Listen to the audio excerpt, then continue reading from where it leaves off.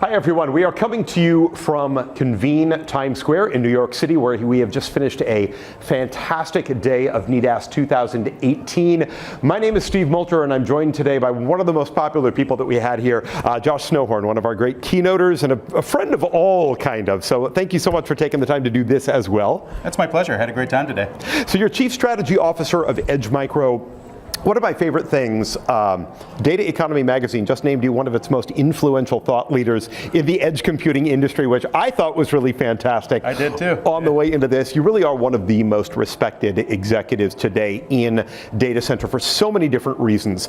I think it's really about your groundbreaking work in creating this interconnection infrastructure that is so fundamental today to building the internet that we all depend on. And I want to ask you a whole lot about that. Because we've just come out of this meeting, I want to ask you first kind of about trends. What have you been seeing lately? What is surprising you? And what is exciting you from your own personal perspective? Yeah, it's been interesting because around my career I've built these big giant mega data centers, big internet exchanges that are the hubs and spokes of the internet, to giant hyperscale cloud sites and big enterprise data centers dealing with seismic processing for oil and gas, or the Chicago Mercantile Exchange data center at my last company, which was 95% of the world's futures trades. It's 4 times the volume of the New York Stock Exchange is traded on this thing. So those are big core plays, and what's interesting is as everything has moved to the core, you're now starting to see a shift out to the edge as applications, services, and lower latency and augmented reality, video gaming, all these different trends are driving that farther and farther out. So that's very exciting to me. It's really a sea change in the internet. What does it mean in terms of technology innovation? Because we always talk about wireless, and wireless is great, but we can't build wireless without wireline capability. It's all got to be connected back. How does that affect what's happening in edge today?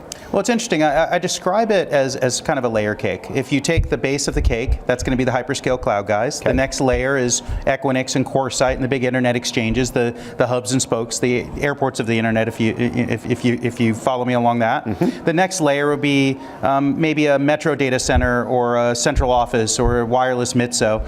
The next layer, well, that's the icing, and that's all the backbones that connect all of that together because they're all integral. And the edge and what we're doing at EdgeMicro are kind of the sprinkles on top of that. They all feed into each other. It's all accretive in one ecosystem that doesn't change, but it's all wired and wireless really converging together.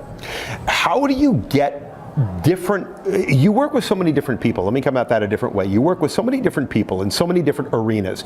How do you get everybody to want to work together and cooperate together for the greater good of the industry? That's that chicken before the egg has existed from day one. From day one, I would assume, right? It has. It's been interesting in the you can call them the net heads and the bell heads. And I had eradicated those phrases from my mind because I really hadn't experienced it in a long time.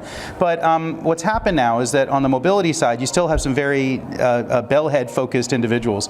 Not in a bad way. They're just very much, this is the path we're taking. It's methodical and slow and careful, and we're going to do the right thing the way we feel it should be done. It doesn't necessarily align with the nethead mentality, which is go, go, go as fast as you can. Commoditization of IP, whatever, doesn't matter. How do we deliver those bits as fast as possible? How do we interconnect at those core points and make all that happen? The peering world, which is really a small circle of a few hundred people making things happen in that side. What I'm trying to drive is the integration of that mobile economy and to a certain degree wireline and transport focused and old school central offices into a nethead mentality and pull that together at the edge. That's the big driver, and it's a difficult thing to do. It's an interesting challenge for you. I mean, there are so many brilliant legacy people out there. We had a number of them here in the meeting with us today. We had 300 great collective minds. Some of them are more legacy thinkers. Some of them are more next generation and new generation thinkers. Do you see yourself as a bridge between the way these people operate with one another? Oh yeah, I've done that my whole career. I founded the Global Peering Forum 14 years ago, which was an interesting meeting. There were a lot of different internet exchanges having separate peering forums and meetings, and it was creating this schism in the community because people had to choose which one to go to. They were all important, but which one had the critical mass? So I actually got together with Jay Adelson, who was the founder of Equinix at the time. He was still there. M6, D-Kicks, and then Lynx came in a little bit later. And you had the biggest internet exchanges getting together as sort of an all-for-one, one-for-all kind of mentality and creating the Global Peering Forum. I'm still on the board of directors of that. I'm very proud of that it's gone on. Many meetings don't continue that long, especially in that world. So my role has always been to be sort of a social engineer, facilitating people getting together. And if I can do that and create a change in the internet ecosystem by pushing it to the edge, that's mission accomplished. Tell me about the connection between that and NEDAS and what we're doing here today, why you wanted to be a part of it. I know some of that has to do with personal relationships and long-term associations, but what excited you about today's meeting and what did you want to get accomplished while you were here? Well, wireless is, and small cell and DAS are actually driving things farther out to the edge and pulling that back to, decoupling it from towers, which is one piece, but then maybe pulling it back to the hubs and spokes that we're trying to create. So, if you get to a market that's completely saturated with DAS and small cell infrastructure on top of the classic wireline, and we're serving that content with all the companies within us, and it's the biggest CDNs and the biggest cloud companies and the social media and autonomous vehicle companies and everything you could imagine all there, then that certainly is, again, mission accomplished by pulling things together. It's a balance between eyeballs and content, and that wireless side represents a mass of eyeballs being able to pull into us. All right, so I'm going to end with a question that will sort of put you on the spot just a little bit.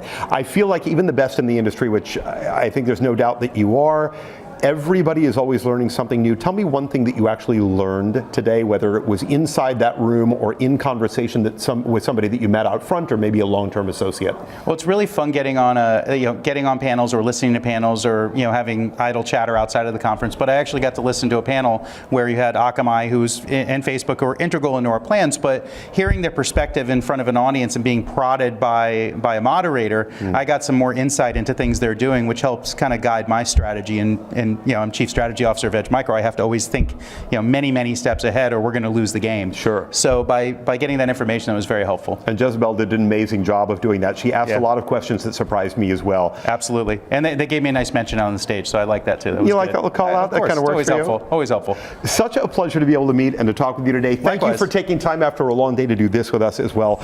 We just so appreciate you being a part of this meeting. My pleasure. Look forward to doing it again. All right. And thanks so much to all of you for watching.